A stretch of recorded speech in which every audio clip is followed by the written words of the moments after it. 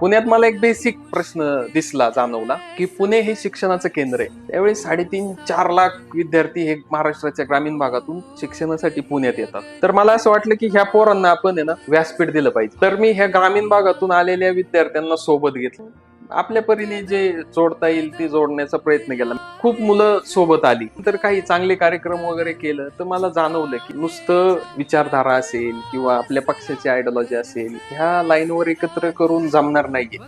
आपण ह्यांच्यासाठी काय देतोय? कुठेतरी बिझनेस ओरिएंटेड तुम्ही राजकीय त्यांना व्यासपीठ देणं हा. हा वेगळा विषय आहे. हो. परंतु इथून गेल्याच्या नंतर ह्या मुलांना जे त्यांचे मूलभूत प्रश्न उद्याच्या स्पर्धेच्या जगात तोंड देण्यासाठी उभे राहणार आहेत, त्यात आपलं काही योगदान आहे. आपण काही प्रस्थापित नाही आहोत. हजारो कोटींचा डॉलरा मागा आहे व्यवसाय, असं पण नाही.